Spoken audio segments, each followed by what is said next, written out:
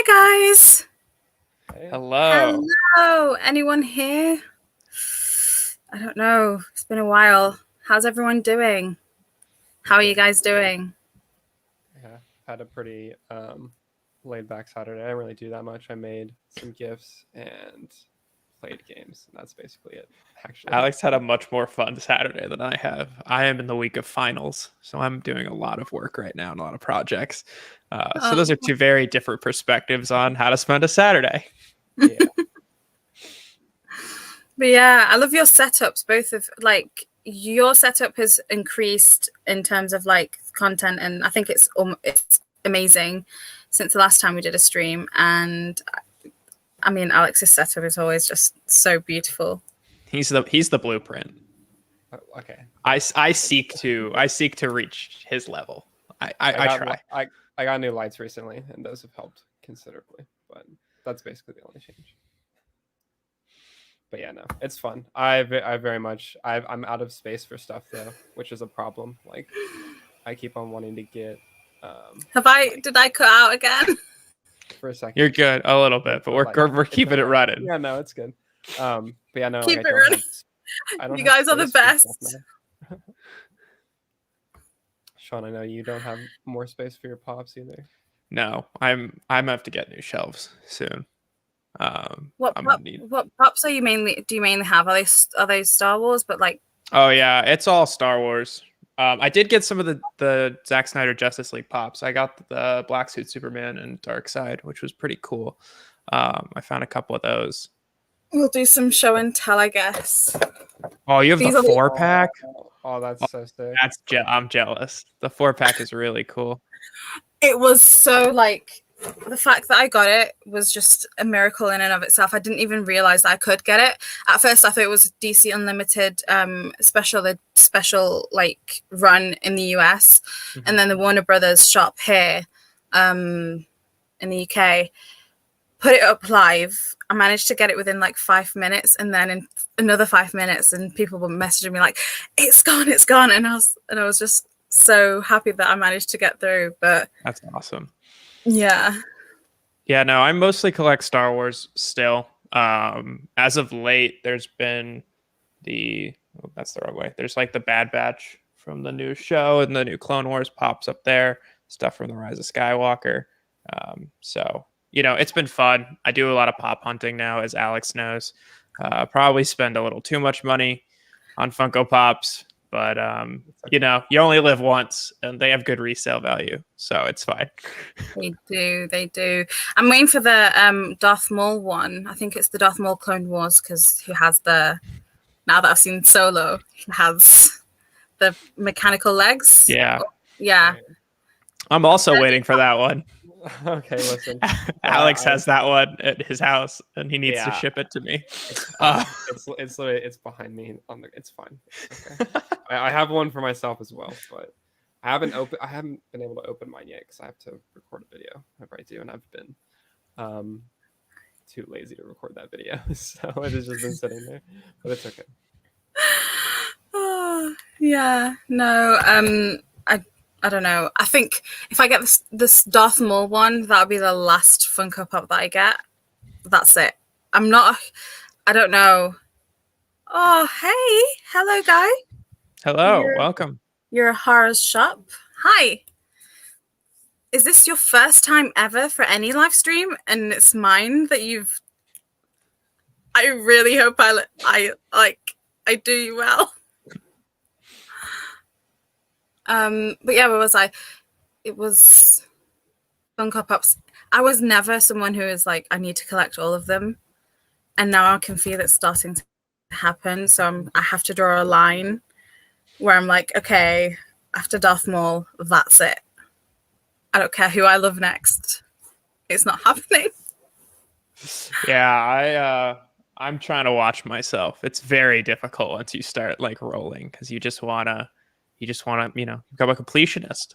And it's like exactly, and the McFarlane figures as well. Like, everyone's getting them, and I feel like I can get them in the UK where they don't cost like a lot, because I'd have to ship them from the US. But I know as soon as I get them, it's gonna be really bad. So I'm just not gonna even like get one.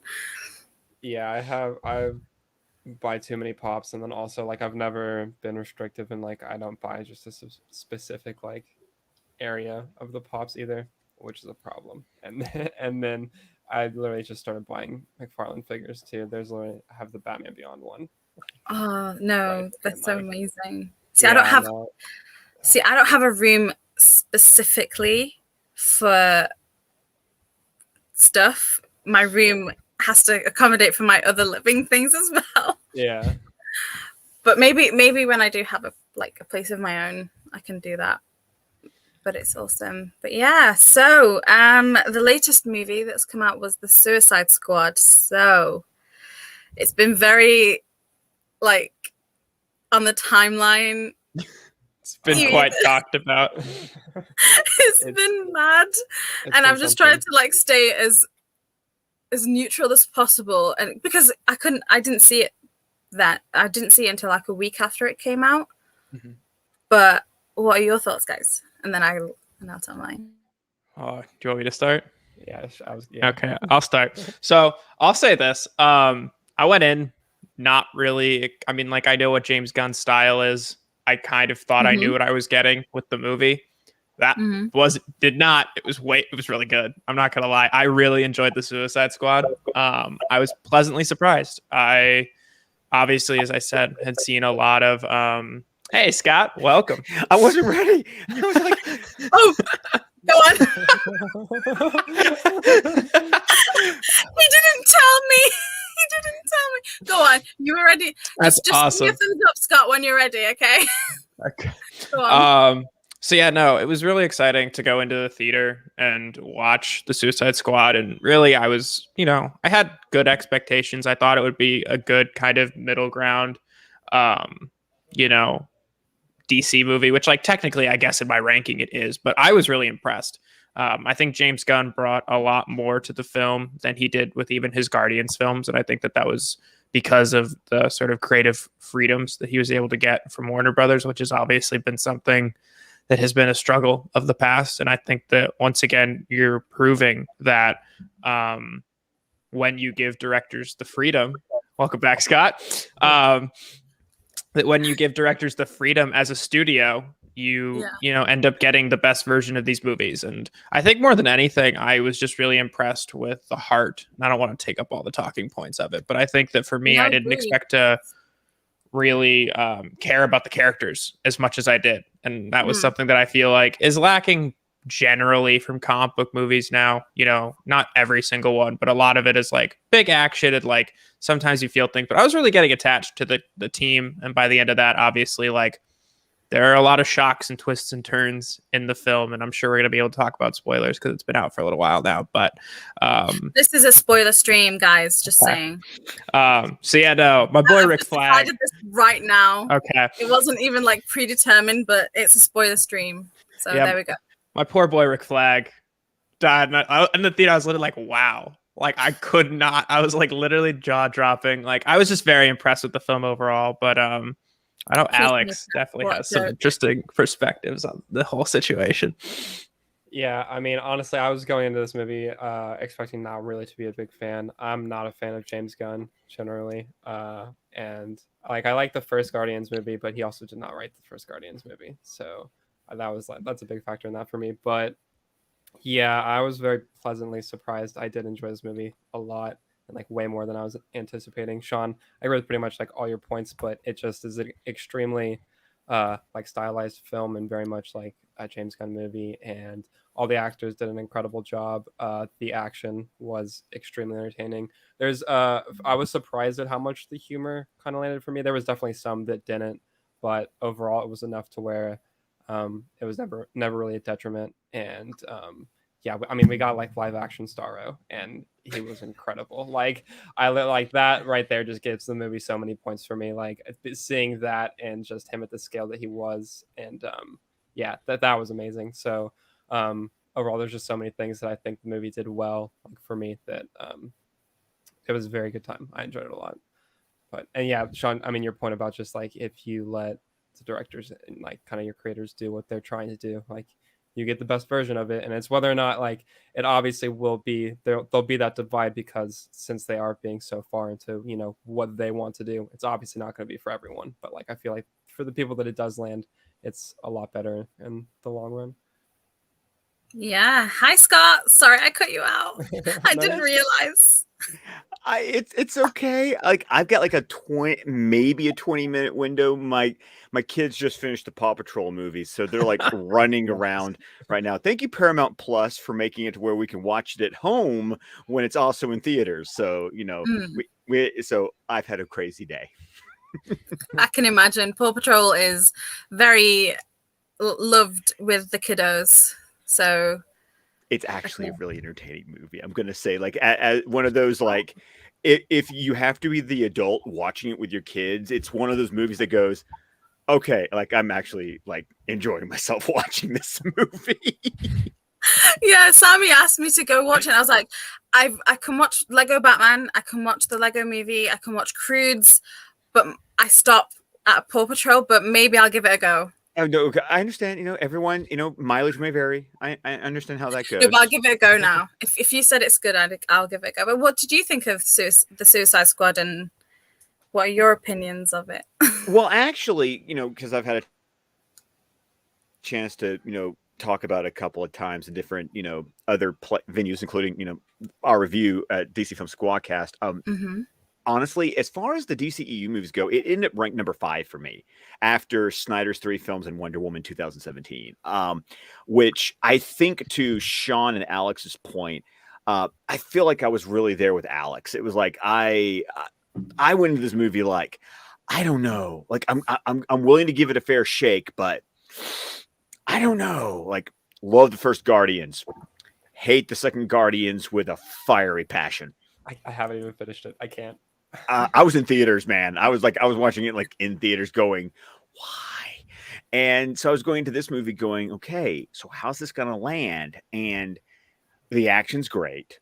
The characters are fun. For me, it's the best of all of James Gunn's, you know, mixtape soundtracks.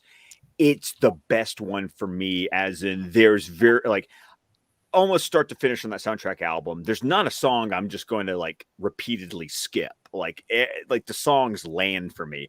I joked how you start the movie off with Folsom Prison Blues, and I'm like, I'm in. Okay, dude, you got me. I love Johnny Cash.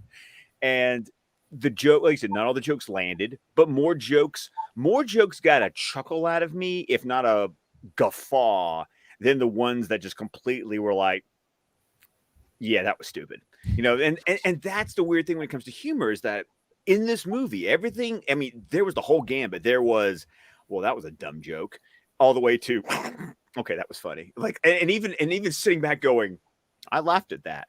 Okay. Like, I'm just like, I kind of surprised myself.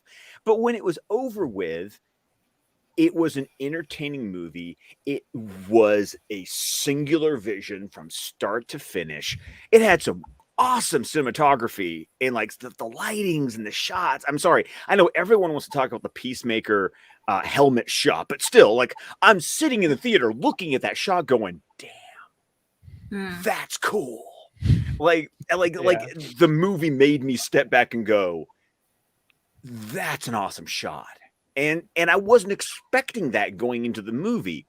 And like I said, Starro, you took probably one of the most ludicrous concepts of a comic book character and made him genuinely threatening in the movie. I mean, I was talking to coworkers going, Starro's in the movie. Now, who's that? I was like, a mind-controlling starfish from space.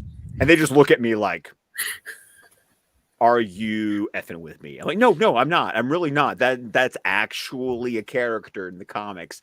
And then I'm watching the movie going, and it completely worked.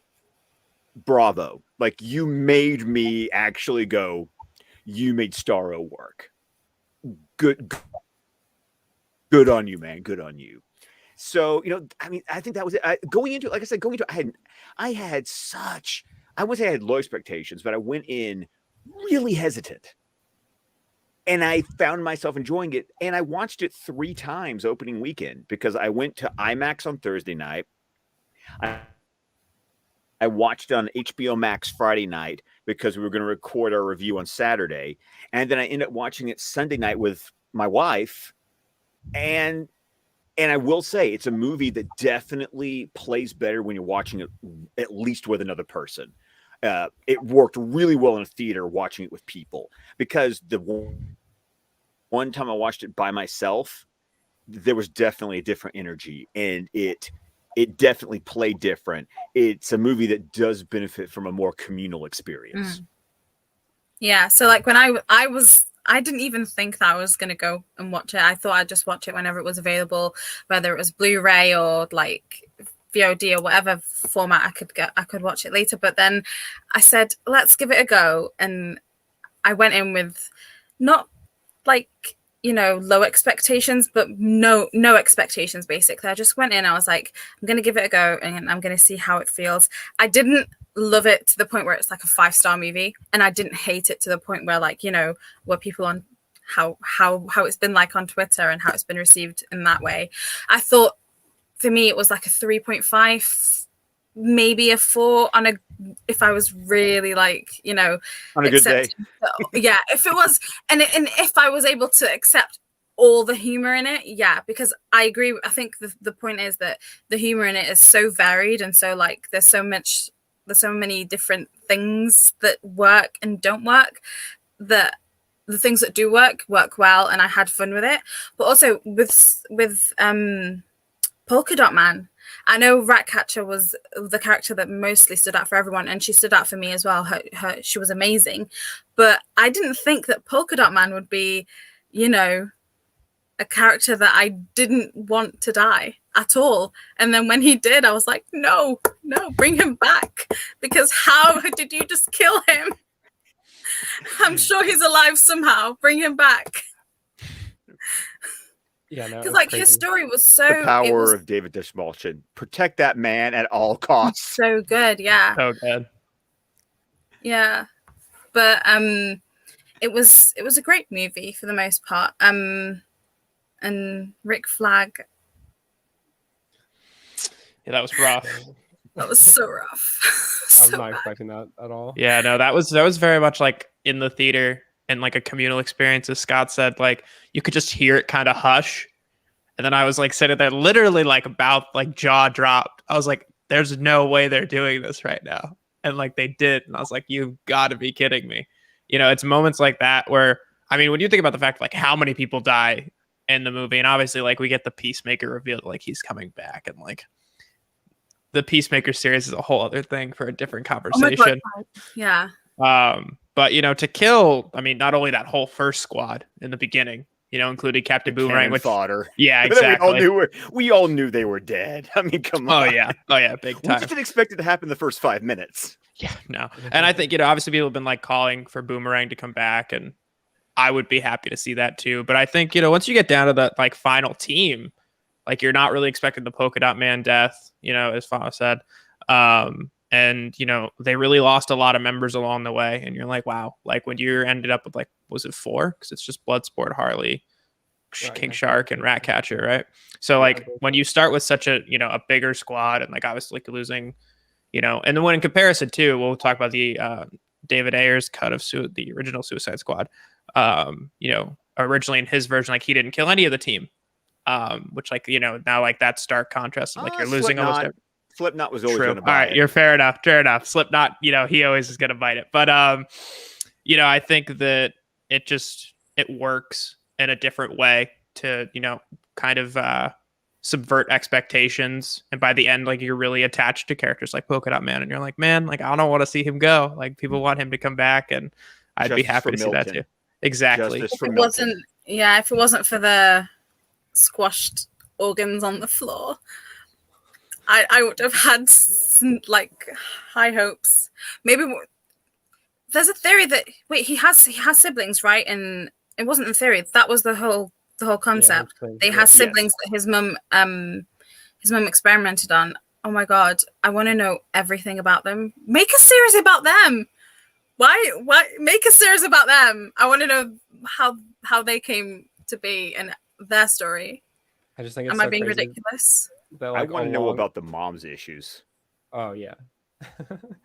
Like, but the fact that along with Starro, you have people like as excited about Polka Dot Man, like the fact that that comic book character is as talked about right now and has a just insane amount of fans now is so ridiculous to see, and like that's just so cool. Like, It's because I think about Polka Dot Man like from the beginning of the Lego Batman movie when, you know, Joker's like listing off all the villains and the pilot goes, "Are all of those real?" And Joker's like, Condiment Man.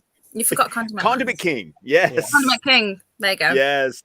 Oh, from Batman the Animated Series. yeah, Yes. That was a Paul Dini creation. Paul Dini, Alan Burnett. I mean, God, from that Joker episode. But yeah, I love his like, might be worth a Google. Mm. And I'm just, and of course, I'm there with my boy laughing my butt off because I'm like, all of them. yeah. All of them. They're all real. You don't believe me, but they're all real. But yeah, what do you think of the Peacemaker series now that you've seen the Suicide Squad from James Gunn? Do you feel more like receptive of it? Do you feel like it's going to have something there that you might be interested in, or is it still a bit of a not really? For me, it's I feel like John Cena's best scene basically once it's revealed that he was basically Waller's plant through the end, like the moment that he's holding the gun on Ratcatcher and she goes, "I'm giving you the drive. Why do you have to kill me?" And he goes, "I'm thorough." That was like the one moment that John Cena really gets in the movie that I was like, dude, there's something there.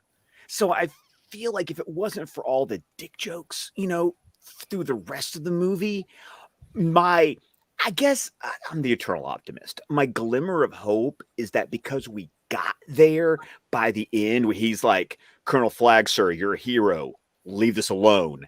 And then like you see what happens at the end. I'm like, if the series can dive into that aspect of the character, it's got a chance with me.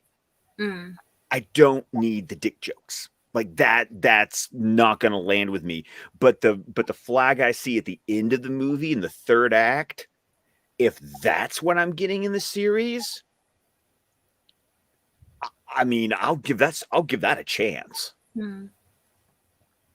Yeah, I mean, I think you kind of hit the nail on the head there, Scott. I was, hoping, and Alex and I said the same thing when we were watching it together, because I had seen it the night before, and then I was watching it with him.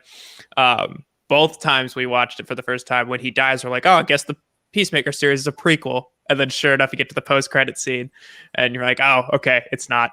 I honestly think at this point, I would have preferred the series to be a prequel, because I still think you could get that unhinged side of him. Like, that's just like part of who he is. I'm not sure if that's something like where he gets to in the movie, like for the progression of the character and the audience's perception of the character. You want to build up to that, but I think that's always there. And like you could have explored the same thing through a prequel opportunity. Of course, it's fun to leave the door open for characters to return in future movies. You don't want to like know how the story ends. And that always creates a better stakes, in future content if you don't know how that story ends. But ultimately, I think that his death was so satisfying in the movie, like with his, competition with Bloodsport. And obviously, like, you're rooting so hard against him after he kills Flag and like is attacking Ratcatcher that, that's such a satisfying moment that I feel like is kind of taken away by the post-credit scene. And I think, as you said, Scott, I'm going to give it a chance. But right now, it's definitely not something that's super high on my interest list. No, neither am I. Yeah, I mean, I think you both pretty much like nailed all of my thoughts on it. Yeah, I mean, it's something that I'll definitely watch and I'm interested in. I think that there's a lot of elements to his character that are and can be very compelling, but you just have to focus in on the right ones, and that'll kind of be what I'm sold on. I do think the action is definitely going to be pretty crazy and very good. So I think it'll be at the very least entertaining, but I think the amount that it lands overall for me will definitely vary. And it's like having maybe having Polka Dot in a prequel. I don't know. I'm really fixated on Polka Dot. It's really bad. But like also we Boomerang and other characters coming back for like prequels or like whatever it is. But yeah, it's a great point in the comments about that as well. And like other DC projects seem like they're going to be fun. And guess who's joining us now? Oh. There he is. Hey. Hi. She at least like led into you, Anthony. Like Yeah, I just yeah. popped up and I was like, dude. No, I was so excited because I haven't. Also, I'm so rusty, guys. I've not done any stream in a long while, so I'm sorry, Scott. My deepest apologies. No, it was so much fun. I love it. I mean, I'm going to be honest with you. I was so glad you tweeted today because ever since you've been talking about I'm coming back, and I've had "Without Me" by Eminem like playing in my head like all day, and then you tweet today using the lyrics from that song, and I was just like, Fatman knows what's Yes, I do. I've been out of it for a bit, but like I think I've still got some things right in my head. And every time I said I'm back, and then it was just like Eminem's like lyrics continuously playing in my head the entire day today. And then I said, shall I do it in the morning or shall I do it a bit before? But yeah, I appreciate that you appreciated that because I felt cool doing that. You're one of the real ones, Fatman. You're one of the real ones. You don't feel cool. You are cool. Yes. I really am not. We love the support system here on the stream today. Incredible. Thank you. I need it. I was like, it's either gonna go really, really badly or it's gonna go really well or somewhere in the middle, which is, I guess, what everyone thinks about any stream. But how are you, ACS? Doing good. Didn't work today. Went and saw Alanis Morissette last night. How was that? That show was fire, dude. Yeah, it is. It's a thing because I took my wife because her birthday is not till next week, but like the concert date fell like at a certain point where I was like, I seen her tweet out the show like months ago, and I was like, oh, I'm about to get these tickets like right now. You know what I mean? Because she's a massive fan. And so like I got the tickets or whatever, and I kind of had to tell her because work schedules and shit. You know what I mean? Like I had to be like, I got you, you know, I couldn't just say, yo, make sure you're off on Friday. She's like, what?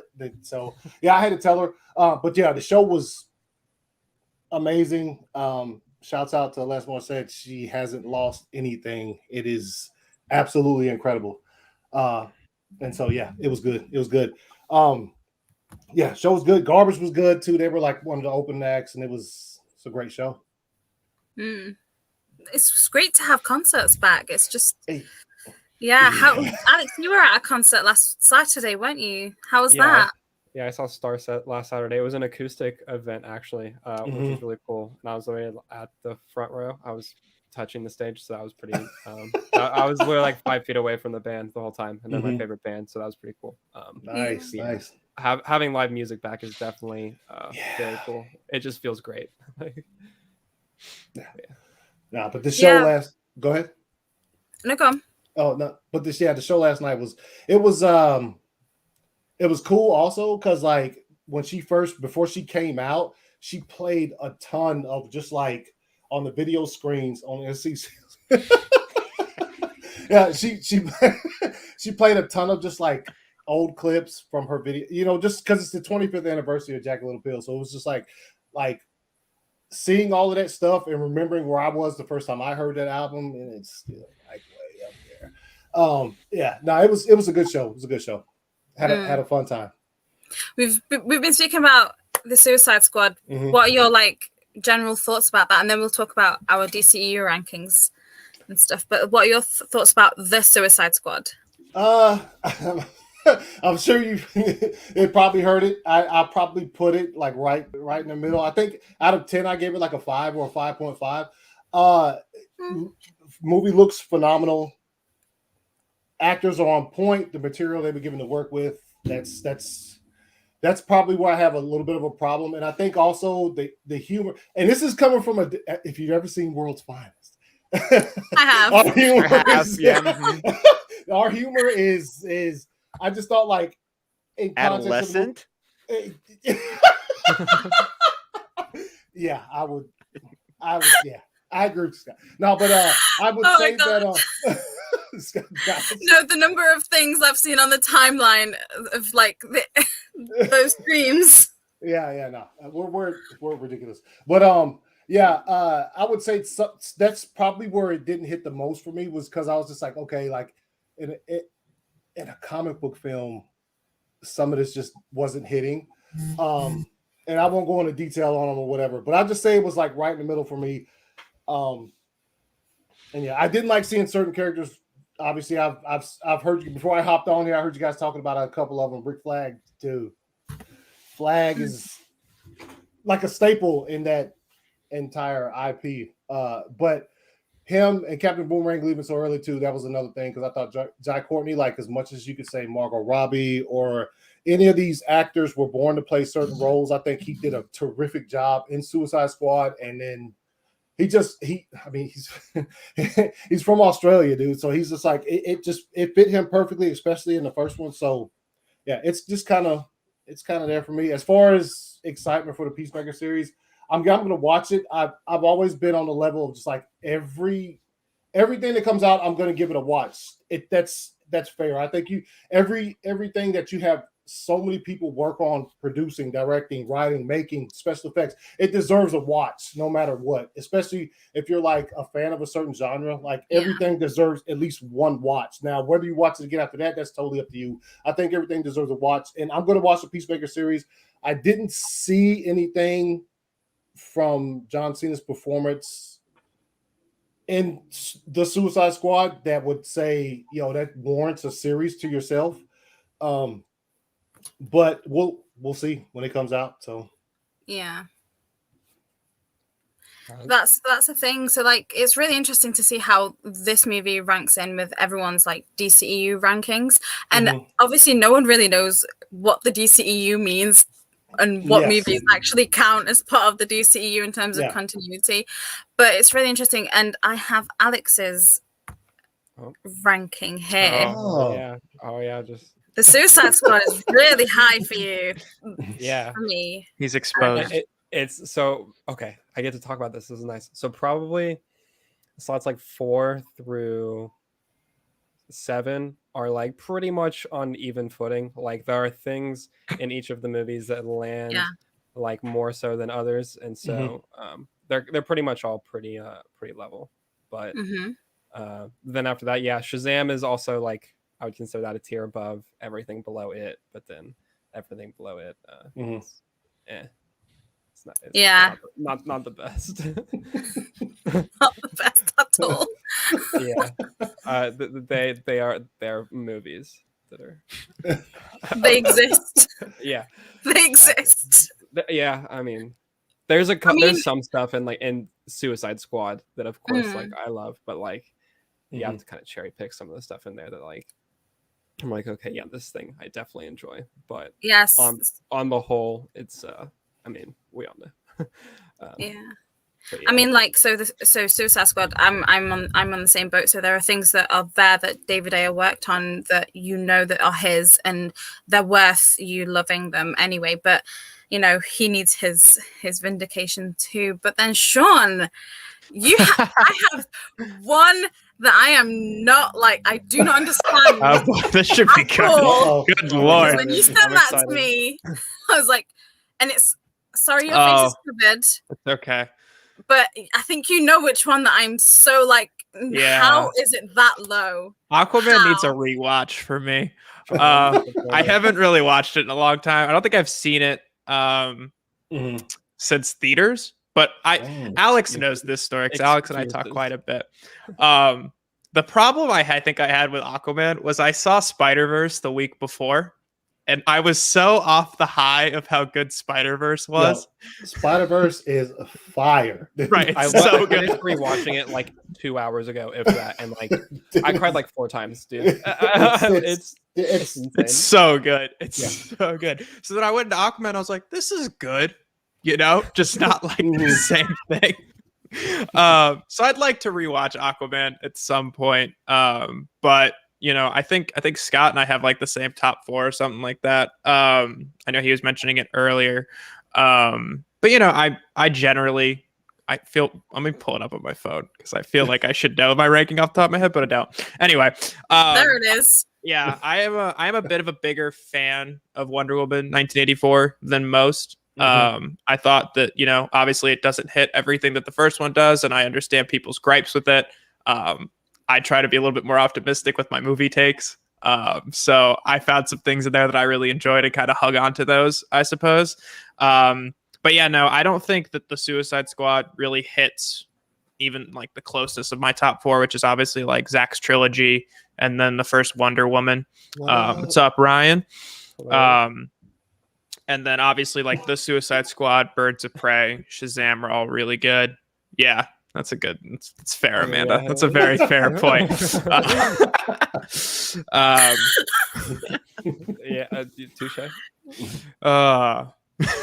Bro, I was gonna make a comment to Anthony about this. I'm like, I've been seeing the tweets. Yeah, dude. The Rock's biggest competition is at the stream right now. A little bit hotter. I didn't know Black Adam was showing up today. Yeah, I almost wore my Black Adam. I literally almost wore my. You should have. You should have. But yeah, no, I'll say go back to my ranking that, you know, my top 9, which like leads me through Aquaman. I really enjoy all of these movies, and then obviously 10 and 11 don't really hit for me for different reasons. But I'm a big fan of the DCU, obviously, and I think that each one of these films brings a very different and unique element to them, and just there's something to enjoy in almost all of them. Yeah. Almost. Almost. See, mine's going to be a little. I think mine was. I'm excited. Let's have a look. Okay. Yeah. So, I don't hate Wonder Woman. I'm not a huge fan of war movies, and up until Wonder Woman, you know, not 84. Up until Wonder Woman, they're all movies that I enjoy to a certain degree.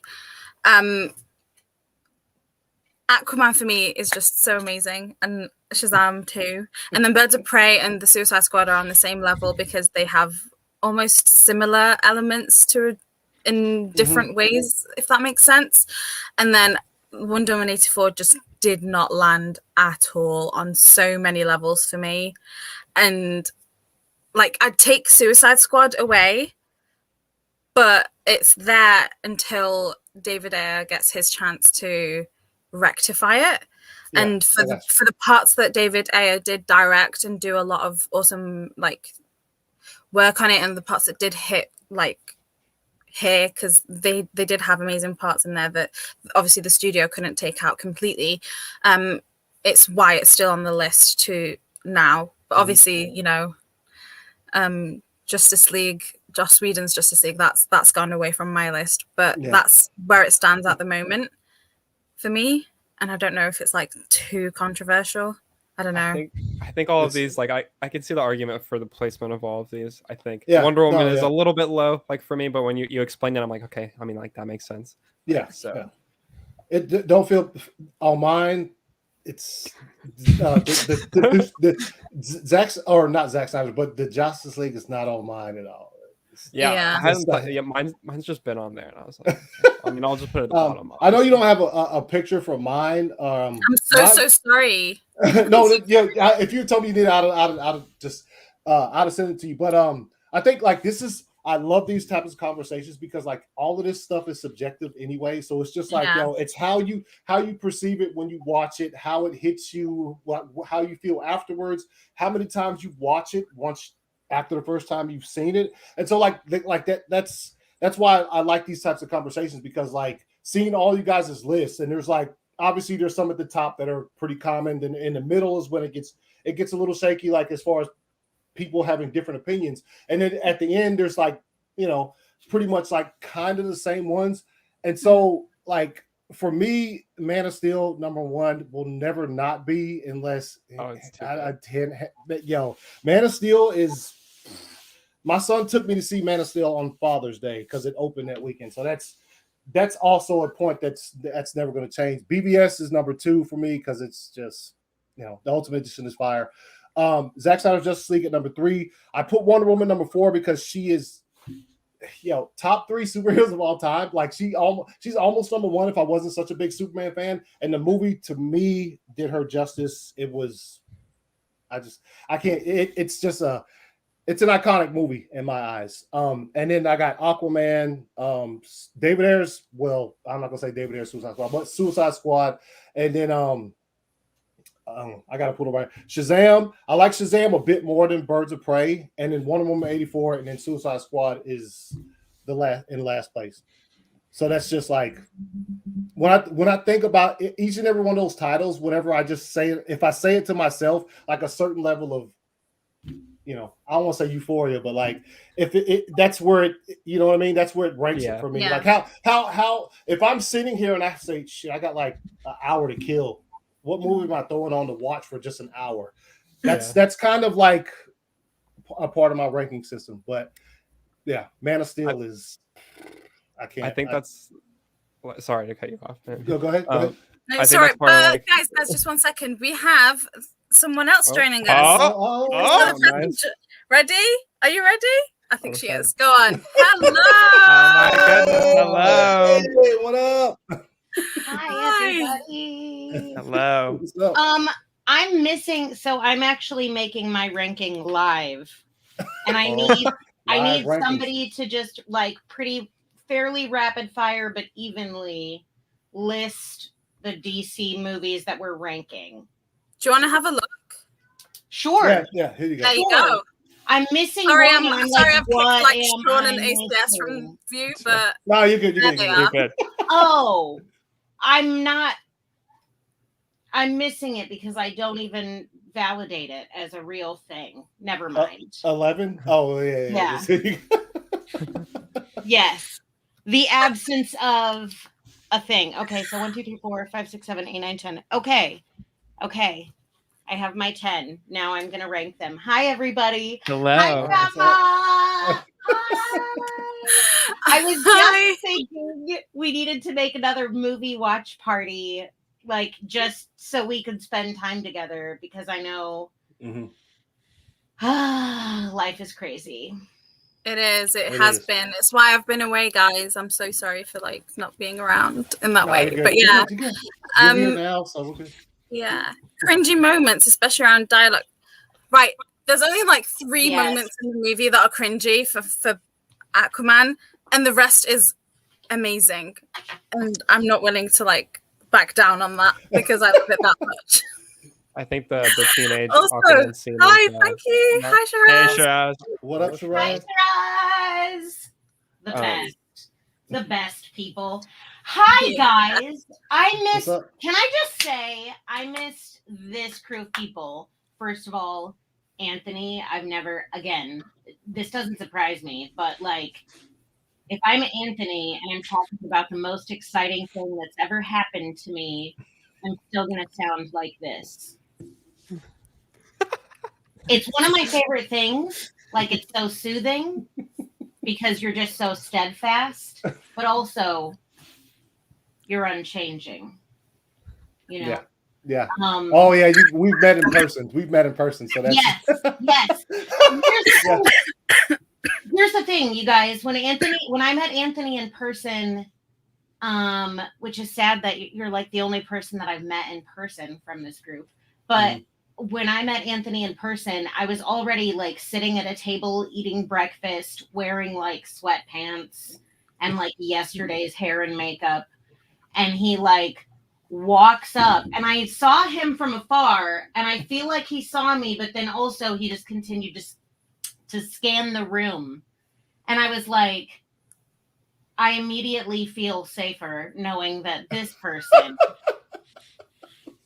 who clearly knows all of the exits, anyone who might be carrying, like you have assessed the situation, so I can just that is true.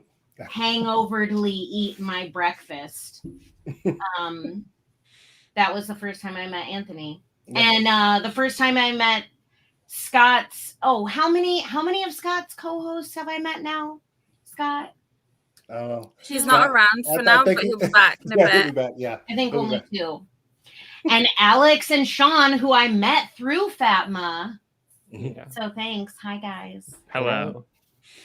are you doing? I mean, I'm good. My kid is starting kindergarten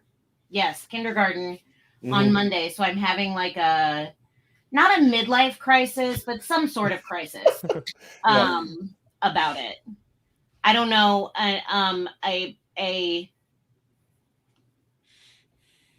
a childhood crisis on behalf of my child. He's Like super it- excited. like crazy. He's like, pack my lunch, Mom. I'm like, we have 3 more days. Don't care. He's so like, let's go. He's right. Yeah, you ready to I go mean, there? so I know Fatma loved school. I loved school. I know Scott did. That's not even we don't even have to ask that. Sean, Alex, Anthony, love school, hate school. Yes, why? I'm still in school. I'm chilling. I love school. I'll stay in school forever so I don't have to start paying that debt back. Exactly. Yeah, I mean, like, I love learning. I do not like school. There's Beautiful. Yeah, that's probably my stance. School was cool. High school was fire. And then I went to after that. Fantastic time. Yeah, and then obviously went to the military, and then came back, and then went to college for like 3 more years, and then there's that. So, yeah. Very nice. Yeah, dude. So what is it like going to college after the military? Being surrounded by people who are here not to have discipline and to come off of the most like rigorous discipline. It's actually, honestly, this is some real stuff. Like when my first day back to school, I get there and I'm just like, how old are you at this point? Your first day back? 34. Oh my god. Okay. Yeah. So like, I forget that you're like 80 in disguise. Okay. No, but I get there and it's just like it's really like weird because I get there and the first class the instructor is kind of late, so like there's like a line forming outside and I'm just standing there. I'm not even on my phone at this point. I'm just standing there, and it's just like obviously I would say 80% of it is people fresh out of high school, but there are lots of people there who are like I've been in classes with people who were 60 years old. And non-trad students is where it's at, man. Yeah. And that's so like college experience. Yeah. And so like I'm just there and I'm just like looking around and it's kind of a weird experience. And I was just like, okay, I need to get this first day over with, because it's just kind of but it's then curriculum day. Yeah, as it progressed though, I got more used to it, and then by the time I left, it was cool. It was cool. What did you think of the younger generation? You're going to school with people 10 to 12 years younger than you. For the most part, I mean, they were pretty cool. I mean, for the most part, yeah. We're cool people. Yeah. I had a lot of conversations with like people who literally had just left high school. Like, had a lot of conversations, and it was just like they were cool, and they obviously look in as technologically advanced as I might think I am right now. They were a lot more like so. There was a lot of help I was getting from younger people like when I was in college. So yeah, it was overall I think the experience was pretty cool.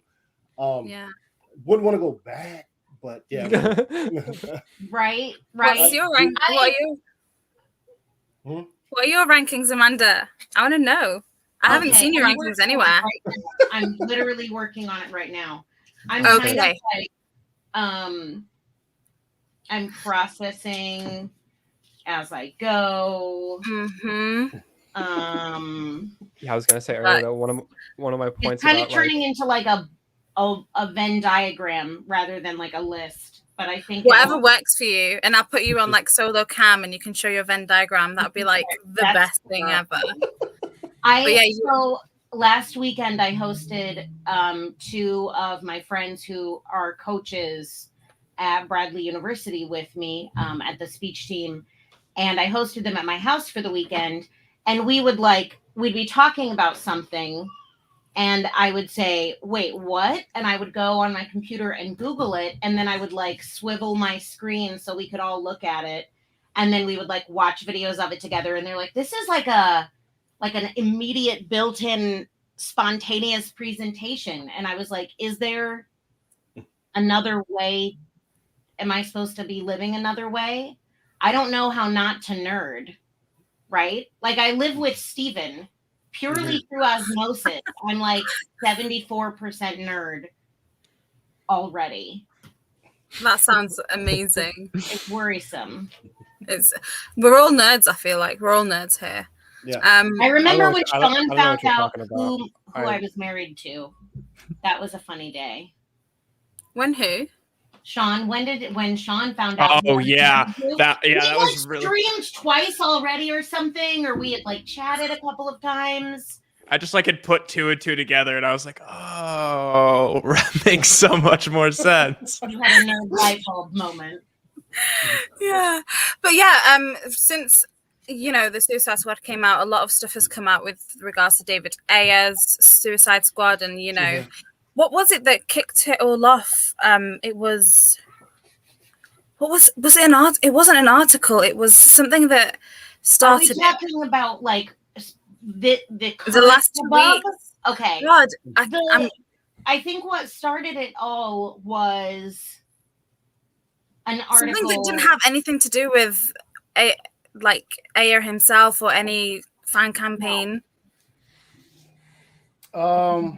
Does anyone remember? It was only like 2 weeks ago. I think David Ayer, he tweeted out some stuff in response to. Oh yeah, it was some guy he was saying. So now that I've seen James Gunn's Suicide Squad, this haircut stuff can just go ahead and die. That's basically what he was. Yeah. And then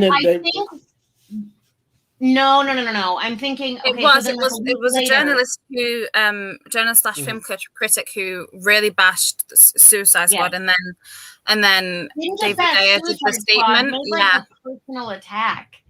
A personal attack against Ayer. I think that's the only things that I've seen him respond to in the last 2 weeks in like any sort of defensive or negative way have been when people have made it personal instead of just like taking issue with the storyline or the camera work or the lighting or whatever. Yeah. So now that we've managed to get Zack Snyder's Justice League and it is possible to get a director's cut, do you guys think that it's in that one, is it a possibility that Ayer can get his, and two, what are your feelings about having a director's cut with it? I'm sure almost all of you agree that it should come out, but like just general things that you think about the whole cut being released.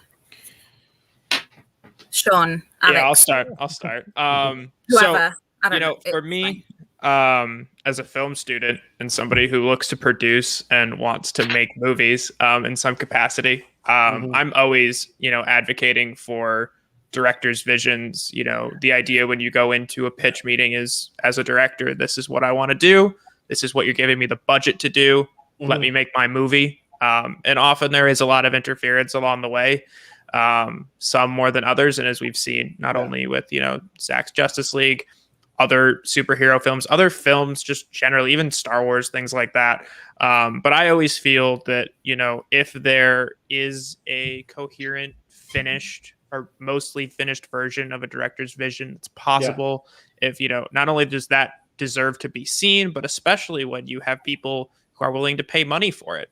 As somebody who, again, will hopefully one day be making the decisions on what movies we're seeing and what the director gets to do. Like, I always want to support the vision of the director, and I'd be happy to see that cut at some point if possible. I have a question for the infantile film student.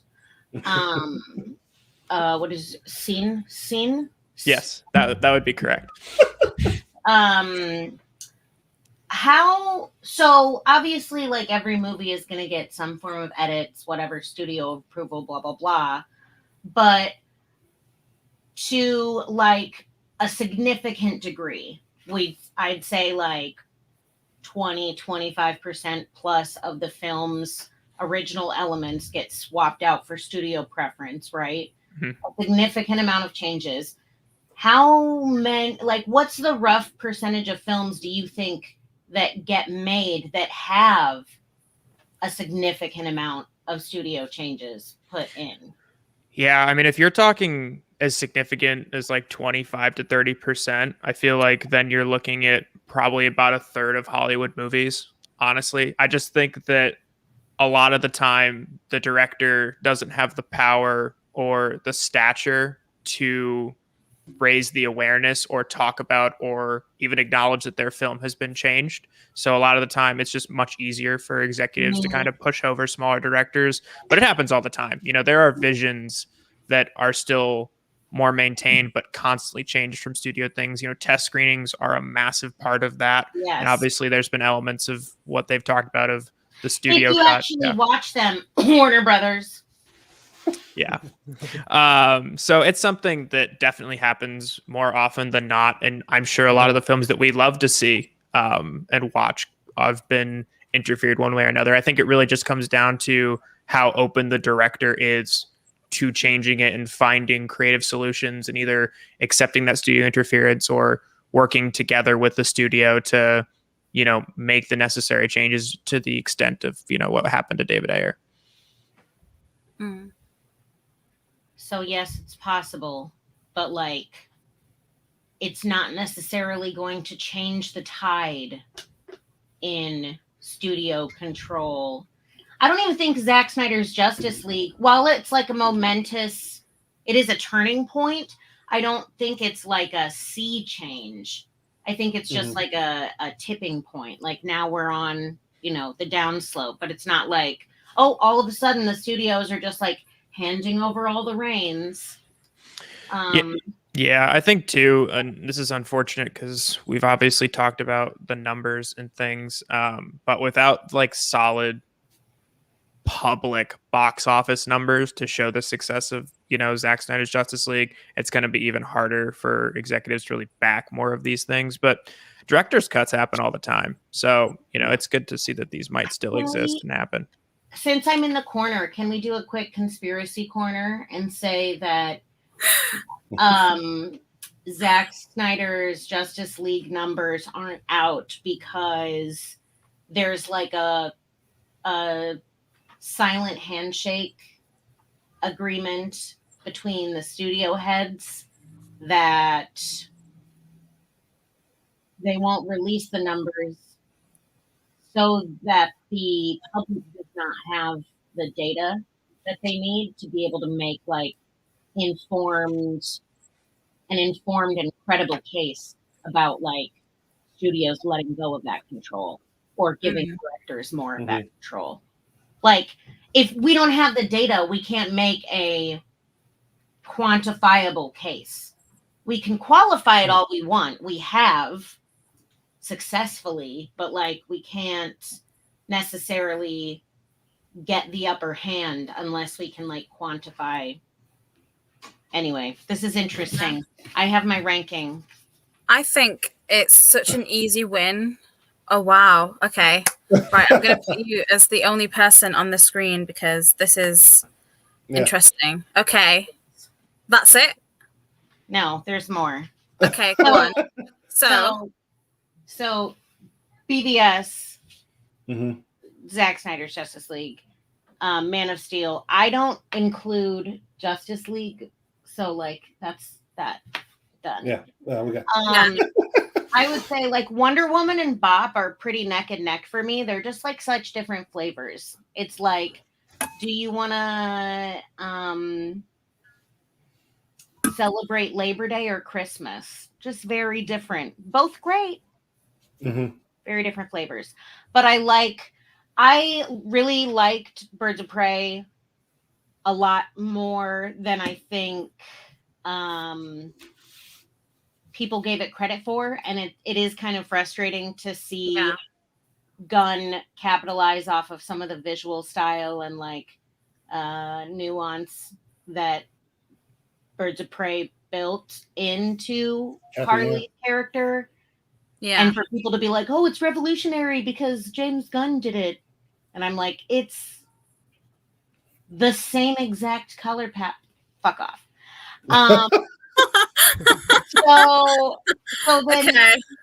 So then that still being said, Gun Suicide Squad is like next in my ranking because I feel like it was enjoyable, and I think it was a valiant undertaking. I don't think it was like 100% successful in every way, but I think it's in the top, like, more positives than negatives.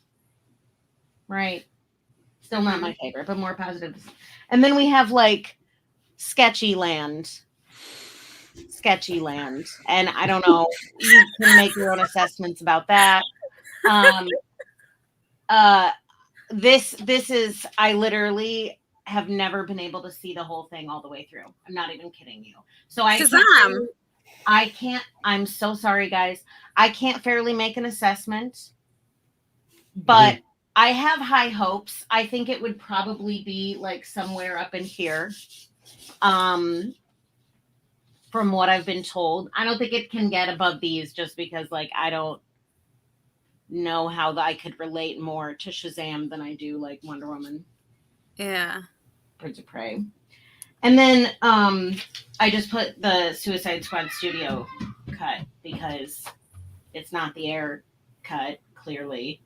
And I put it off in like BFE because I don't. It just League. Your face. My face. Was it my face? Yeah, you were just pure shock. Could not believe what you had just done. Did everyone see that? Yes, everyone I don't know saw what it was about. So Did someone send you a nude? No. I removed you from the stream by accident whilst you were talking. Oh. I was trying to put you back onto like the. I love you so much. I told you guys I'm rusty. I haven't used StreamYard. That's like, all right. I mean, You're good. it's all good. We got everything. So We got everything anyway. Like Yeah. I ranked everything, and it's. I was just getting my mouse ready to like put you back to normal screen, and then I removed you from. You don't even need a reason, Fatma. You can just mute me. It's okay.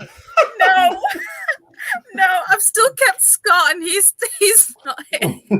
Is this like the time that Scott wandered away from the vodka stream, and I was like, "Oh my god, was You that guys. when he was like so?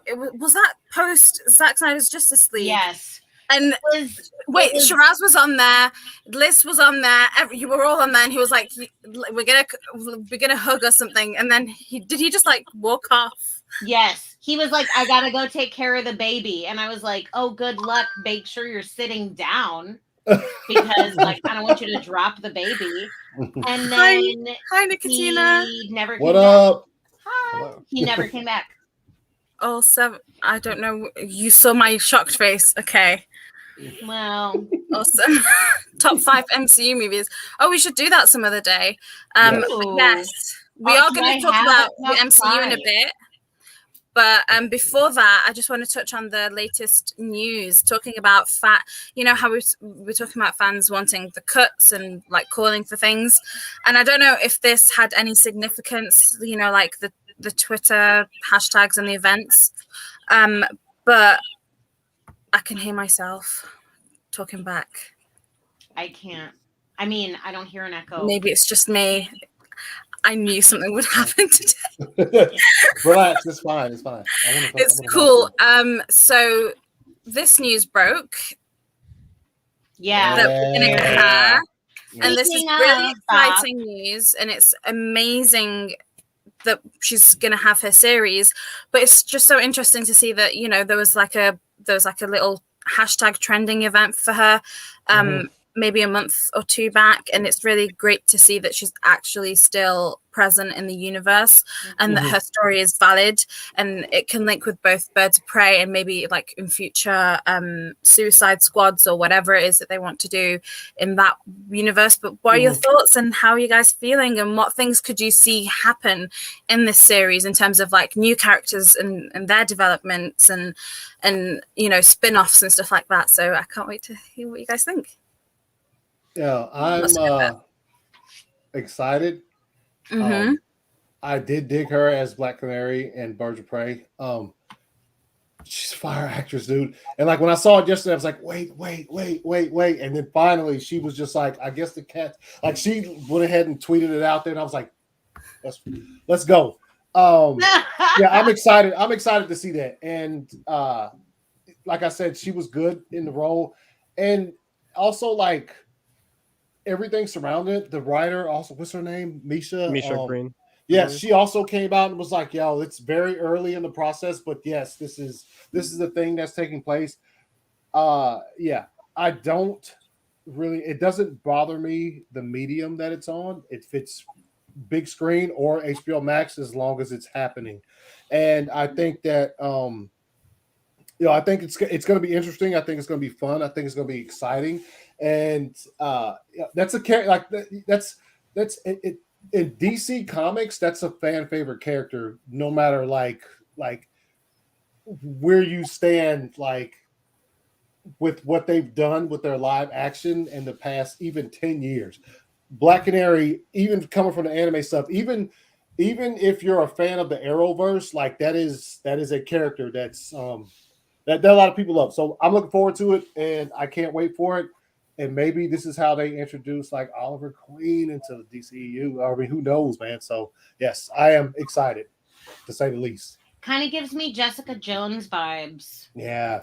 In like a good way. Like I really liked Jessica Jones. Mm-hmm. And I feel like I've been wanting to see everyone was talking about this back when Bob came out. They were like, Black Canary. Yeah. Journey. And yeah, so I'm glad it's happening. Yay for things still happening post-pandemic. Yes. So Sean and Alex, what characters are you looking forward to seeing, like, coming in to her series, if they could bring in any characters? I'll let Alex tackle this one first. Thanks. I honestly, okay. So I know a little bit. Obviously, the main one would be Oliver Queen. Would be nice to see. Yeah. I mean, like there are a lot of characters I know like closely linked with her. It would be cool. I don't know if we'll see any version of Barbara Gordon in this. I don't know. Depending on what the Batgirl movie, like how they're doing that in as far as like continuity or whatever. That'd be cool. But yeah, I don't know, just generally, I'm super excited for the series. I think Journey, as already mentioned, is a phenomenal actress. From what I've seen of Lovecraft Country, which I need to go back and finish, I mean, just absolutely crushes it there too. Yeah. And so the fact that she's going to be able to do more in the role, her face like melts off and reforms in and of its own self. She does things. It's I'm very excited to see her get to be with this role for longer, and then also as I already said again, like the Black Canary is a fan favorite character, and like she is definitely an A-list character. She just hasn't gotten the push that she deserves, and like needs to kind of be up there and be considered like that by like the general public and just kind of everyone. Like, but she definitely is very much capable of that, and so it's very great to see this. I will say I would have rather maybe a series, just because I feel a lot of comic things generally can benefit from a series over a movie. But that said, like I'll take it. I mean, I'm very excited for it. I'll watch it on HBO Max or theater. It'd be cool if it got a limited theatrical release. I think that's it'd be fire. I think that's something that I would like to see all of the like streaming things kind of adopt, like across the board. Like if you're doing day and date with streaming, like at least a limited theatrical for the ones that are like exclusive to streaming would be cool as well. Yeah. I'm very pumped. Yeah, no, I echo a lot of Alex's sentiments, and I think it'll be really interesting to see if they decide to bring in Oliver Queen, because it seems like a no-brainer at this point, even if it's something that they kind of tease at the end, like kind of give her own story, and then you bring in Oliver Queen at the end. Especially considering, say what you will about the Arrowverse, but like it's definitely been impactful with the way that people consume DC content and the way that it's been able to, come up in popularity over the past, decade or so. Yeah. But, obviously Stephen Amell is so synonymous with, Oliver Queen now, to see somebody else kind of take on that role. will be really interesting, whether it be Charlie Hunnam. I know Misha Green worked on Charlie Sons of Anarchy. Well, because, you know, everyone says... Wait a minute. Charlie Hunnam and Journey Smollett. No, not Journey Smollett. Charlie Hunnam is dating Zoe Kravitz. Sorry. Oh. Got my I didn't know that. That's a thing. That's it. Yeah. Learned that. We got some tea. Yes. I did not know that. That's interesting. Wow. Okay. No, interesting. Legit for a second there, I was trying to visualize the picture and I was like, I think it was Jordan. No, it wasn't. But still, I'm into. I feel like I could be into a Charlie Hunnam. Stephen Amell's too like clean cut for me. I don't. Not as a human being, like the character. He feels mushy. Oh, hi Max. Hi, Max. What up?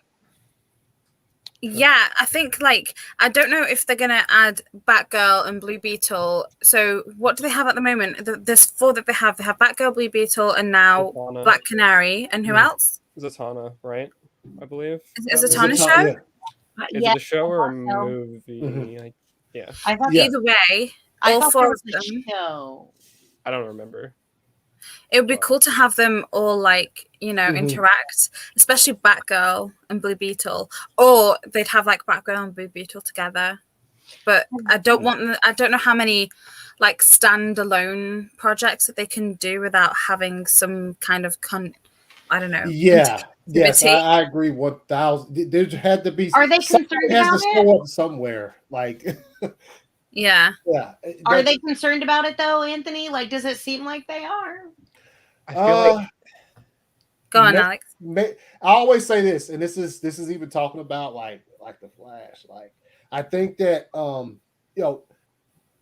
man Zach did something fire with when he was filming before he left filming Justice League, and I always called it the best behind the back that I've ever seen, as far as like not being somebody who like works on films, but just from the outside looking in, is he made Kal-El's suit in such a way that it can be changed, the color can be changed.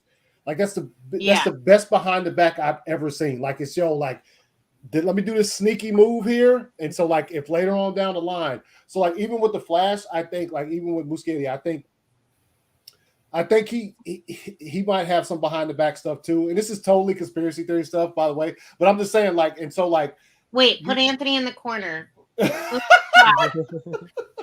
But I'm just saying, like, I think that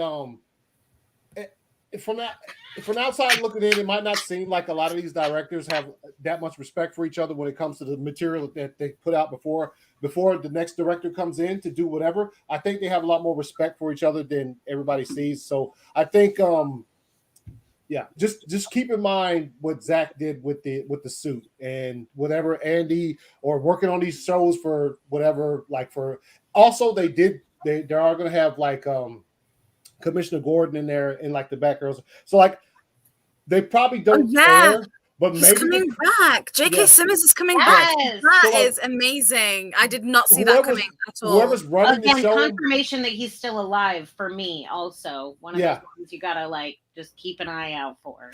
So whether or not the people in charge care about any type of continuity, I guarantee the creators do though, because they realize that like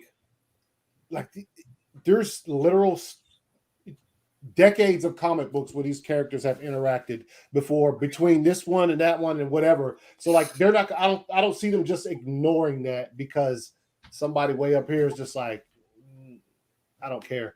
So yeah, I just say I think the creators have a bit more up their sleeves than maybe we might give them credit for. So I think yes, I think that these series there has to be at least one or two. We're not talking a full on, what you'd see like with Marvel. Arrow and Flash, and were they able to have like these big, huge like things where there'd be like 15 characters from like throughout the series. But I think there will be some at least some nods, if not like appearances. I would agree with that. I think that it's one of those things where, like, as far as continuity, and I especially am a big proponent in like when it comes to comic books specifically, I'm like, well, yeah, not all of it's gonna make sense. It's all made up anyways. So like Yeah. you can make it make sense if you really want to. Like you can pick and choose stuff. But I do think that, and I agree with your point, that the creators care enough about the other things where like just those little things, like you can have a ton of standalone stories, but you can connect them with the little things like Commissioner Gordon's going to be in Batgirl. So like, you know, that Yeah. obviously is like taking place where Justice League did and everything like that. And so you don't have to do a ton to make it to where like these are connected in a way and it makes it just makes sense and it's easier for the audience. But you can just do that and have the little, like the smaller character crossover interaction and nods or whatever it may be and have it work that way. And I'm excited to see, because it definitely seems like they're doing that. And then, of course, you mentioned the Flash. We'll see what that does to everything. Yeah. Which I think is very. I love DC took the approach on the comic side of things recently with saying that like literally just everything that's ever happened is canon, and like it the movies seem to be doing that as well, and like they all exist in the multiverse somewhere, which is a perfect explanation for everything. I think like DC's always had that and leaned into that, so it's the lost finale explanation. Yeah. It's like it almost all a dream. Oh, so none of it has to make sense. Oh, okay, but it does make sense though. Like, yeah. And like DC can do their own thing. It doesn't have to be like so interconnected in the way that Marvel has every movie connected in some point, whether it's in post credit or not. And like they're more on the nose with having their things connected. So I would appreciate having it at least slightly showing elements that you know pay homage to different characters within the universe. DC should stay true. I feel like it has been, and like very much Zack Snyder's Justice League very much reaffirmed. And now like this air cut fight is reaffirming that like DC is the place for individual director voices and flavors and styles on the canon, not to like aim for the MCU interconnectivity. Yeah, I feel like the MCU is sort of like joining Dom's family in the Fast and the Furious. Like the table keeps getting bigger and bigger, you know. And I think what the MCU are doing is amazing, and it works so well. Yeah, I don't mean that as a down. Yeah, obviously. So it works so well with the characters they have, and their world building at the moment is the best, in all honesty. Like they're in phase 4 and we've got Shang-Chi now, which is the next topic I really want to like touch upon, because I know a few of us, well, not a few of us, but like a few people who can watch early screenings have. And then these are some of the reactions that we've seen.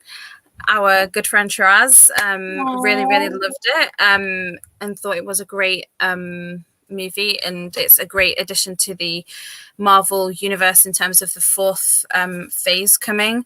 And similarly with Zayan too, he also thought it was a great movie to watch, and you know it's a great addition. And then this is another reaction that I saw on Twitter for it as well, that you know it had like a great balancing, and like the 10 rings thing is really interesting to me, because when I saw the trailer I really wanted to know more about that and how that fits in, and how Shang-Chi as a character would fit into the Marvel universe. I don't know, does anyone here know much about Shang-Chi, or are you guys excited to watch it, or if there's anything that like you know you're interested in with the movie? Because I'm like really interested in it, even though a month ago it wasn't really on my radar. Scott pops up with like an ancient tome, and like I'm hoping he pops up. If not, his picture was here. Like, go ahead.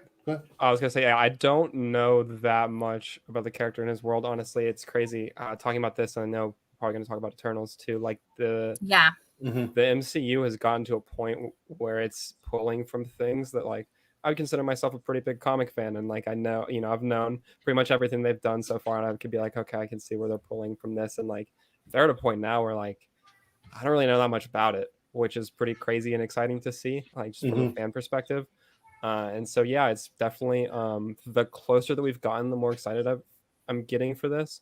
I definitely think that the action is something that's going to be insane to see. The action, the visuals are definitely probably my most like anticipated parts, but it is nice seeing from some of those reactions that it does balance the humor as well as the like tension very well. That's probably the biggest consistent complaint I guess I would have with MCU movies, is just how they're able to handle the humor to varying degrees. Like it will definitely undercut the drama too much at times.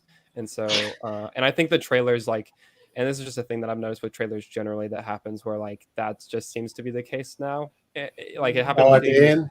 yeah, like I hate that that's a trend in every like trailer now, that we have to have the title card pop up, and then after that we get that final joke. It just hardly like ever lands for me. But yeah, I feel like trailers generally now just skew a little bit slightly more comedic than I would like. But I'm very excited for the movie, like overall, and I think that what it can do as far as the lore and kind of new areas for the MCU to explore is also very exciting. Like I don't know basically anything about the 10 rings, and so being able to see that and kind of what that does and what it can change for the landscape is very, very exciting.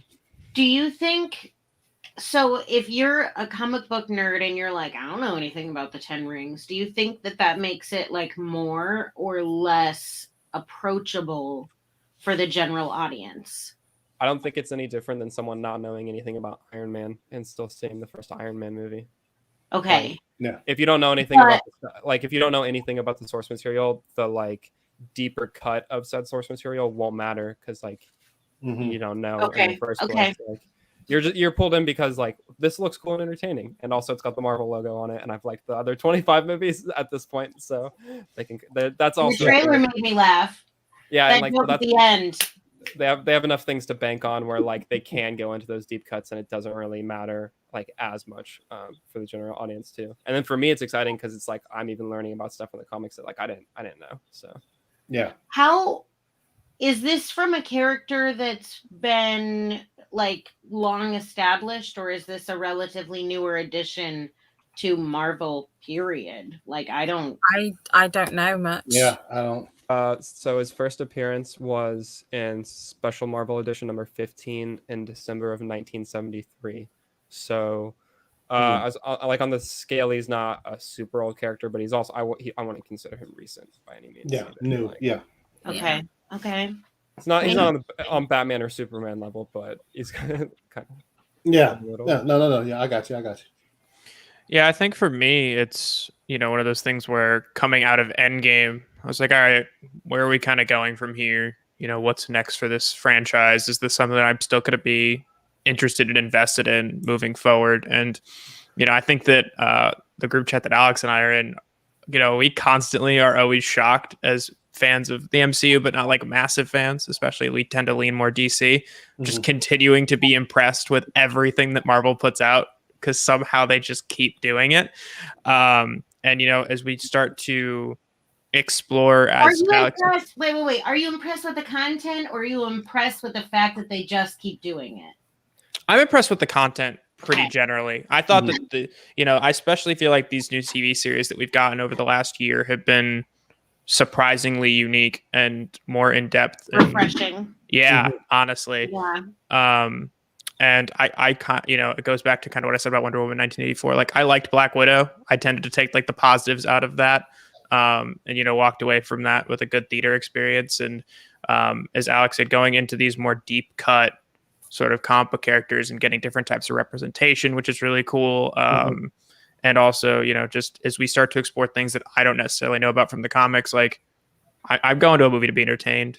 Like I want it to be good and exciting and fun. And if there's some heart and some quality, cinema, like, I'm happy. Yeah. And so, I think that they, you have to say it either like this or like with your pinky up. Yeah. It's like Tarjay. Yeah.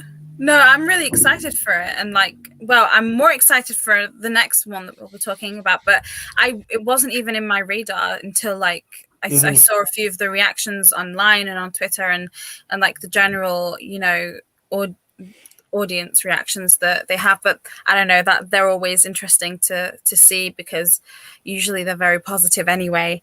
But I mean, I trust the two 2 out of the 3 that I brought up, yeah, I trust them. So like, Yeah. for sure. yeah. But Eternals, that is something that I have been really looking forward to, and even that I have no idea on about anything really. But what about you guys? What about you guys? Just to clarify, Eternals is the like cosplay bodysuit. It's this one. Yeah. Okay. Yes. Yeah. I got some fire enlightenment on that on Four Nerds this past Thursday when Ben Everest was on, because Ben he's an Eternals fan. He knew a bit about the lore, so like really can't go verbatim from what he said, but like if you want to catch that, it's on our channel. But like he knew more than all of us, because like I'm not familiar with the Eternals at all. I saw the first couple of things they put out, and then this final trailer, which is, you know, everybody wants to make jokes about like, yo, they stood by why this happened. They kind of explained that in the trailer, but like also didn't. I'm sure it's going to get more in depth in the movie. Like, first off, the movie, the trailer looked fire. Like the everything looked good in it. The actors were pretty good, and look, it's a very, very it's a cast they threw together, and the cast looks like, yo, that shot of Angelina, that's fire. So like, yeah, I'm excited. Of course, people are making similarities between, but the similarities people are making to like, yo, like I don't remember the character's name, but he has the eye beams like Superman, and like they're making these, and they're making these similarities between that and Man of Steel or whatever. That's whatever it is. It's in history of film. I think that's like it's, what do they call it? It's like basically the biggest compliment, if that was indeed some inspiration for them to have these sort of shots in the movie. But we also don't know because we haven't seen it yet, and so. I'm going to watch it. Like I'm going to watch everything, and that's even going back to what were we talking about right before this? Shang-Chi. Yeah. No, I'm going to watch that definitely. That looks absolutely fire as well. Like I'm with you though, Alex. The jokes at the end of the trailer. Okay, relax with those, please. Just a bit. Yeah. You know, but yeah. No, I'm looking forward to that as well. I think that one looks terrific. Fire cast, and I don't know anything about Shang-Chi either. So like that's a thing where like it's interesting for me as a comic book fan to like come into something that I know zero about and say, let me watch, let me see what they're gonna, you know what I mean? This helps me learn more about what I love. So yeah, that's why I'm watching with Eternals. Yeah, I honestly though, my biggest, I'm like, yo, what's good with Kit Harington? Because I'm a big Game of Thrones dude. I'm a big Game of Thrones dude, and let's see. Because in the trailer, I don't know if he was in a suit. I didn't see him in anything. I just saw him like in street clothes. So we haven't seen his Black Knight. Is it Black Knight? Yeah, it is Black Knight. Yeah, okay, yeah. We haven't seen him in costume. Yeah. And so I'm just like, I'm curious for that because I'm a big Kit Harington fan. But look, excited for all of it, man. Like like I said earlier, I'm gonna watch all of these things. You know what I mean? Like when it's if it's after I watch it, if I'm like, that just didn't hit for me. Most of the time, what up, Jessica? Most of the time, I give everything a second watch too, unless it's just to the point where I'm just like, yo, relax. I just can't even. I can't even do it right now. But yeah, no. So Eternals, it looks good, and I'm also like. The entire process, how they came to Earth, and it's just because they hit on it more, I think, in the previous little like teaser or whatever, but like this one they didn't really hit on. You just saw them talk about it, and they're like, you know, if you love something, we love these people so much or whatever. I kind of want to see like that dynamic and like where all of that stuff comes from. But yes, I will be watching Eternals, and the trailer just like I was interested before, and now the trailer was just like, okay, let's go with this. Let's see where it's going. Yeah. So like again, the ensemble that they have is just amazing. Like they're all like it just looks so amazing, and I can't wait. And like this shot here, obviously I don't know. I liked it. It's not a bad shot, is it? I don't know. No, Angela. Because like I personally didn't think that Angelina. Okay, so Angelina Jolie is an amazing actress. I love her and everything. But then I was like, could she play the role of a hero in a Marvel movie? It just I don't know. There was something in me that was like, is this role for her? Can I see her doing something like this? And then the clips and the images and the parts that she has in the trailer have sold me, and I just can't wait to see how she's like. I don't know what are your opinions, who stood out. So like obviously Kit Harington, I want to know how he's like, and the guy who plays Rob from Game of Thrones, Richard Madden. Yeah, him. Yeah. Hi Kiro. What's up? Also, when Angelina comes in this trailer, it's at that one. This is the most interesting part to me from the entire thing, where they were like, "Yo, I haven't seen some of these people in centuries." I was like, "Yo, what?" Like, so y'all been on this planet for this long, and y'all haven't like interacted. So that I'm interested to see like when, because obviously it looks like there's a coming together moment that's going to happen at some point in this movie, and that's probably the most interesting thing besides what Kit Harington's doing. Yeah, it looks really interesting too, because obviously like we know that Kit Harington's going to be, Black Knight, but it kind of feels like from the trailer at least that he might not have powers yet, or like doesn't seem to understand like what it is that is happening, and obviously it seems like he is in some sort of love triangle with Gemma Chan's character and Richard Madden's character, Icarus. And so it's going to be interesting to see if like the Eternals and their sort of interactions and getting involved is going to spawn some sort of powers for Kit Harington or a lot of people, or if we're going to do like another Inhumans thing, or, some sort of, God, no, in the MCU they'll do some X-Men thing or something. I don't know. It doesn't make any sense. I know Alex going to roll his eyes at that. Like, that doesn't add up whatsoever. I won't get into it. But it's but also, hold up, real quick. Now that you mentioned that, I had a thought on Four Nerds Night. I was just like, he might be the one person that they come to recruit, Kit Harington. He's like, nah. You know what I mean? Like, he's like, you want. No, I'm good. Like, I don't know. That was just a random thought. Like, after I watched the trailer a few times, where he might just be like, "Nah, I don't know. I don't know if that's what's gonna happen." He goes, "I'm good." Yeah. So we'll see. But yeah, no, I think too. Something we talked about kind of at the beginning, but just how visually stunning this movie looks, and obviously when you bring in an Academy Award-winning director like Chloe Zhao, and you get to see some of that cinematography and natural lighting already in the trailer. And when I went to go see The Suicide Squad before this newest trailer came out, they were playing the old one in theaters. And like the first opening shot isn't like a Marvel shot. It's a very like Chloe Zhao, like very fancy cinematography shot. And I was like, oh, what movie's this? I was like, this looks really good. And then all of a sudden the big ship shows up and I was like, this is the Eternals? I was like, this looks really good. So, it's really exciting to see such wonderful cinematography, and not that the MCU doesn't have that sometimes, but it's nice to see that it's, a great focus for this film. And this could end up being, I think, for a lot of people, the best looking MCU film we've seen so far.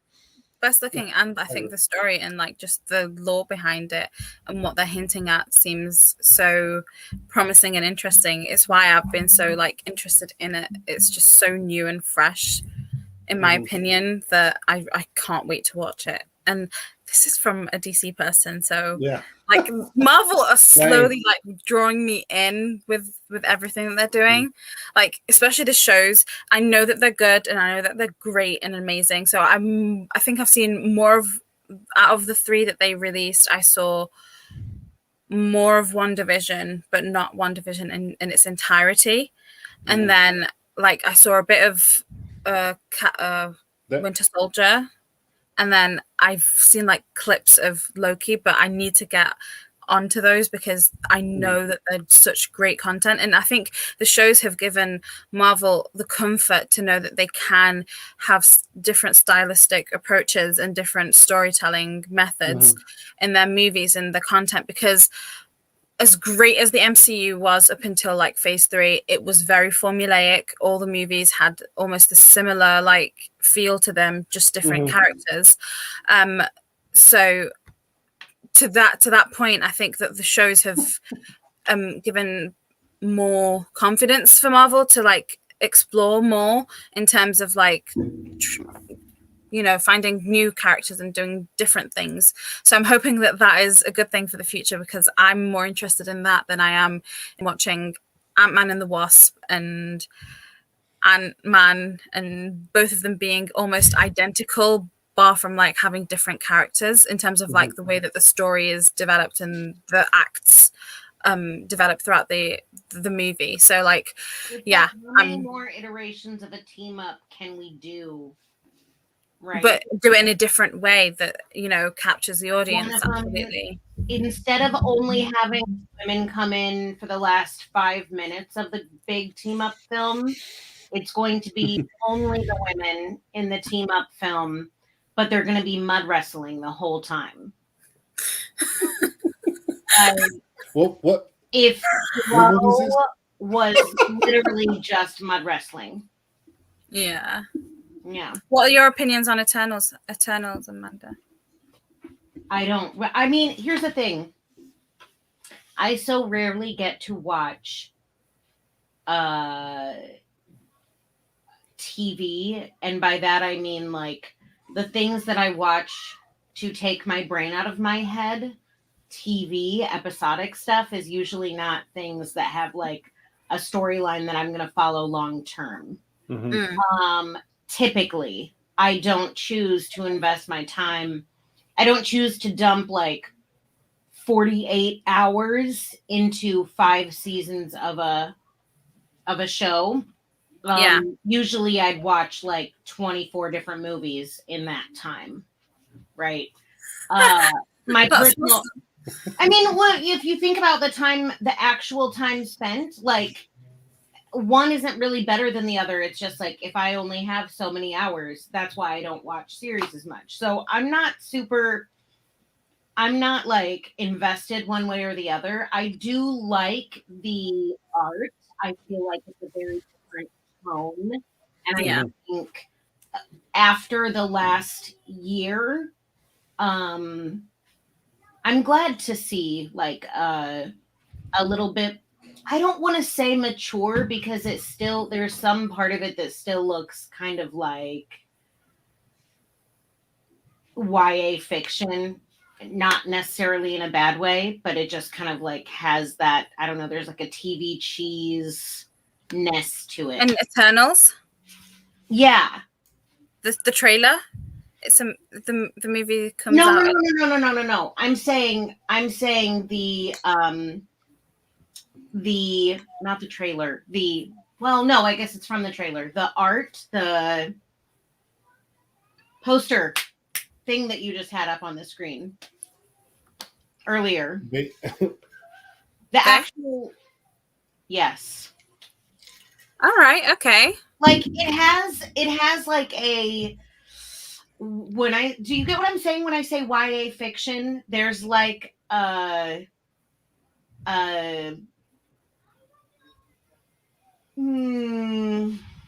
don't want to say low budget, but there's hi, but there's kind of that feeling to it. I don't hate it. I'm not gonna live or die for it. Probably watch it eventually. It's not gonna be. I'd rather watch Shazam, which is a great movie. Sorry, guys. But yeah, are you excited? Are you like, I've been waiting for this? Eternals. Are you excited now? It sounds like ACS is excited now, but was not. What, to watch it? Yeah. No, well, the last trailer did get me more excited to watch it. Yes, Yeah. but I was interested in it beforehand just because I have no idea. I'm a comic book fan, but I have no idea about any of these characters. So I'm like interested, like to learn more about them. Are you what I'm gonna saying? read first before? No. Good for you. Good for you. No. I'm a big fan of like you don't have to be an encyclopedia to enjoy comics. Yeah. Okay. No, Shang-Chi sounds like it's a great movie too. There's a lot of positive reactions to it so far. But yeah, I think this is a good time to wrap up. Anyone has anything cool or anything interesting that they're doing that they want anyone to know? Sean's going back to school. I've been in school. I don't stop. Sean doesn't leave school. I don't leave school. I do summer stuff too. I'm a busy guy. I guess I'll start then because Amanda called me out a little bit. You guys can, obviously follow me on Twitter. Check out stuff there. In the next couple months, hopefully we'll be wrapping up post-production on a couple projects I've been working on and happy to share with everybody. You can also check out if you're obviously into Star Wars like I am. I saw Akira was in the chat today and I was like, hey man, I really like your stuff. I follow you on Twitter.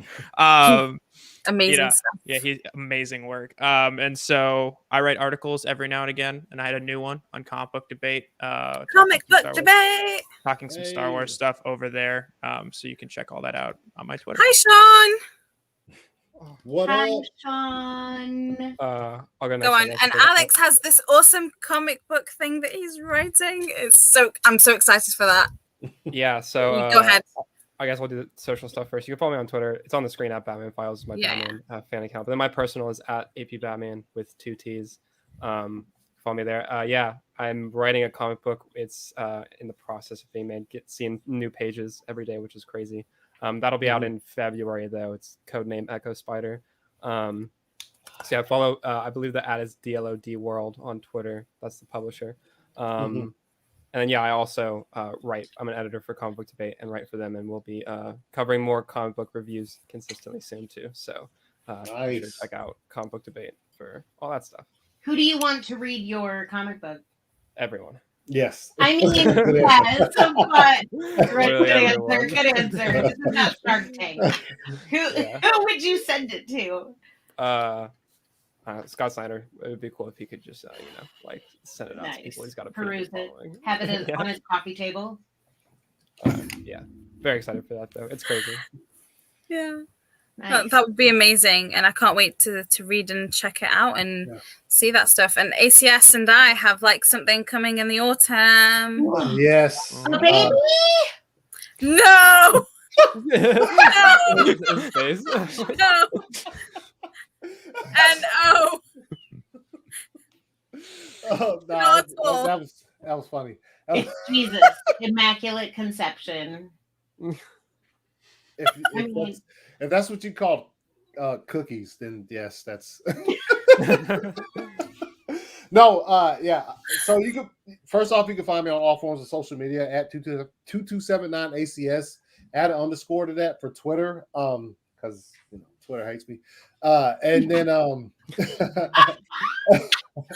you don't know, my Twitter got suspended some months ago, and I had to restart from scratch, so I had to add an underscore. Didn't you take several days to just be screw you? Yeah, 2 weeks probably. I just kept waiting for them to unsuspend it, and they just didn't. So I was just like, okay, it's it's ridiculous.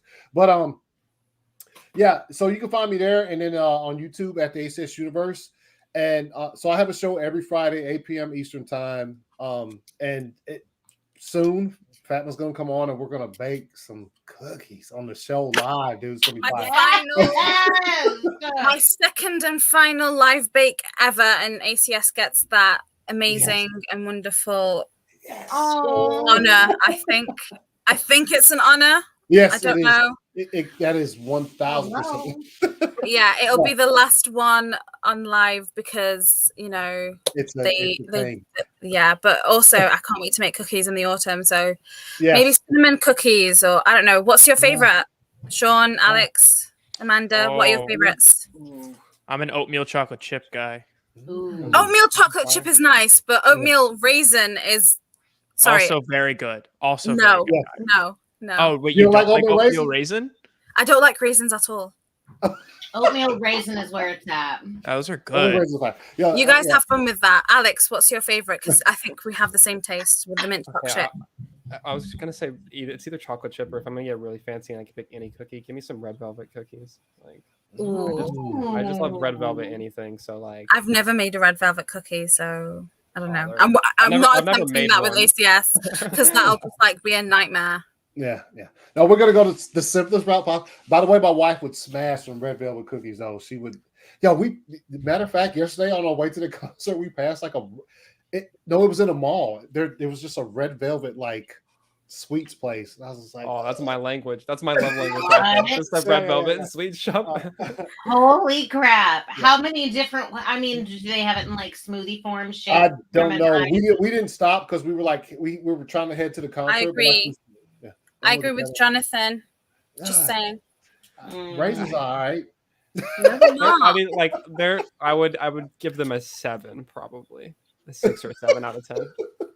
They're not terrible, but they're not. Yeah, I feel like I'm not gonna fight you on it, but like, why? They don't deserve extermination. 0. Yeah.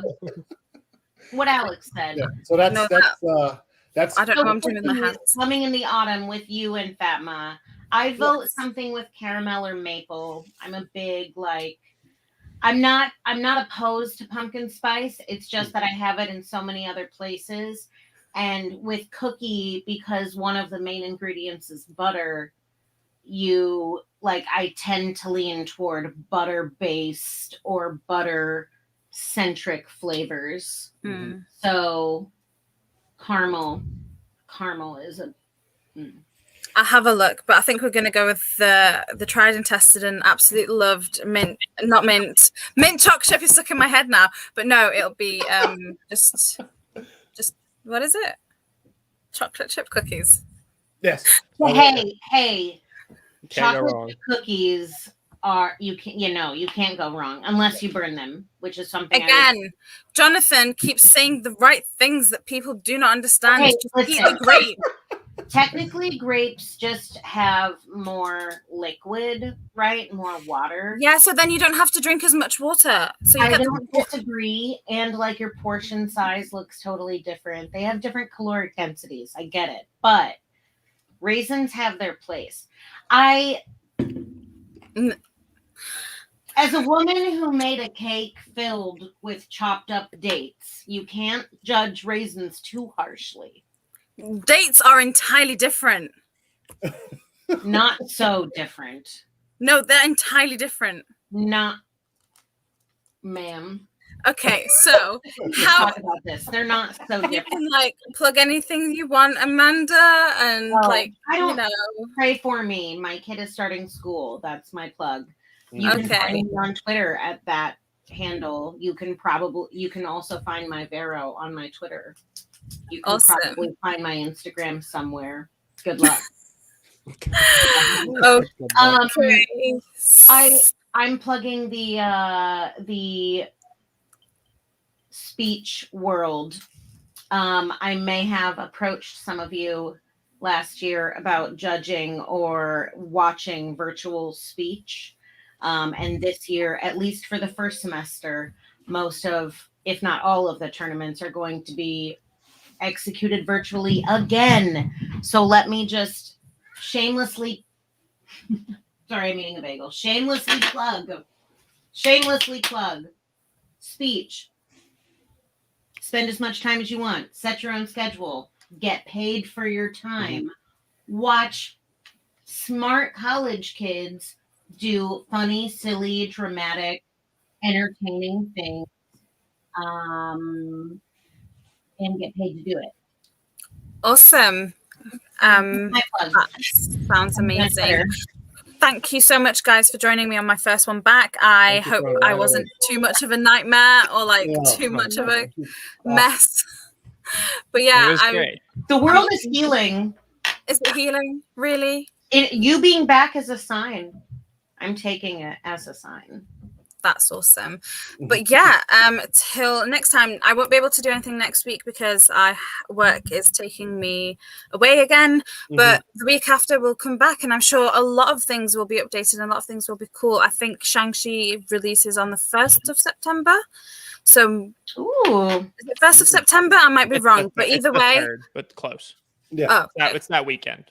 But it'll be there before the next stream, so I can't wait to watch that, and we can discuss that next time. But yeah, till next time, guys, thank you so much for joining me, and thank you to everyone who joined in the views in the Thanks for comments. inviting me. thank you, Fatma. Thank you. Guys.